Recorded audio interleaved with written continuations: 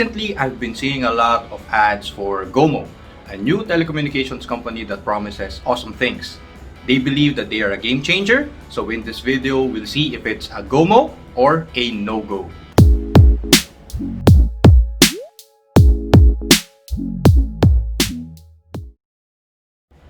I first saw GOMO, I believe, in a GCash ad, but never really was interested until a friend of this channel suggested that I try it. So thank you to Sir Ronald Zapanta for the idea.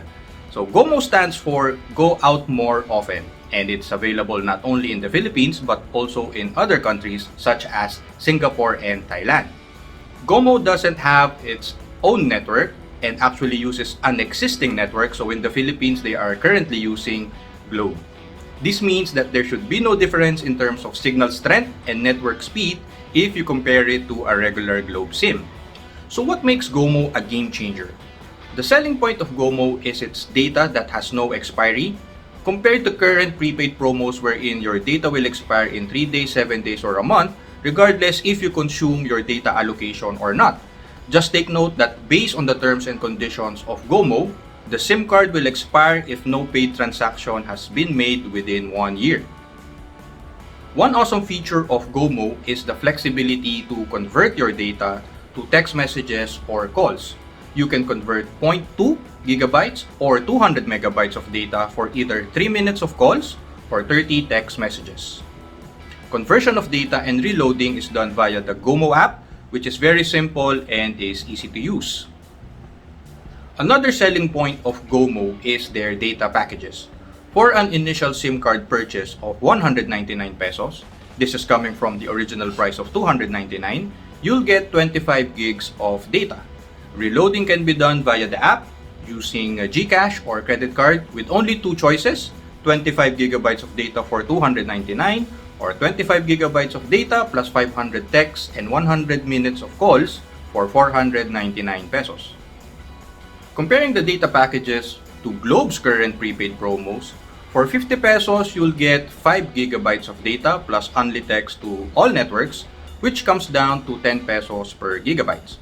For GOMO, it's 299 pesos for 25 gigabytes, which is equivalent to 11.96 per gigabyte. Some are suggesting to just buy a new SIM while it's on sale because for 199 pesos, you'll get 25 gigabytes, which comes down to 7.96 per gigabyte. But then again, for the Globe prepaid SIM, you'll need to consume the 5 gigabytes in 3 days and reload again. This is one of the inconvenience if you load promos with relatively short validity days. Compared to the HomeSurf 199 promo of Globe at Home prepaid Wi-Fi, GOMO is actually better. I tried using the GOMO SIM both on my phone and on my Globe Cat 7 modem. Now, as mentioned earlier, GOMO rides on Globe's network, so there really should be no difference between the signal strength and the speed test of the two. Any difference in speed would be the same if you test one network multiple times and get different results each time. I'm working on a video on speed test for us to understand more what's going on when we check our internet speeds. To end, GOMO is indeed a game changer when it comes to how you spend your money on your communication needs.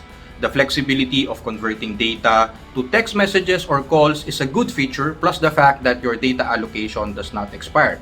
It is not, however, a game changer when it comes to connection speed or network reliability because after all, they are only using Globe's network and not their own. And by the way, if you decide on purchasing a GOMO SIM, you should expect delivery delays as they are using Entrego as their shipping partner. I ordered mine October 19 and it arrived October 27. Original delivery date was October 22, but the rider was busy delivering other items from Lazada and my GOMO SIM delivery was further delayed with 2 more delivery attempts until finally it arrived 5 days after the first delivery attempt. So with that, please don't forget to like this video and subscribe to my channel, The Misadventures of Ronnie G. Thank you for watching and stay safe!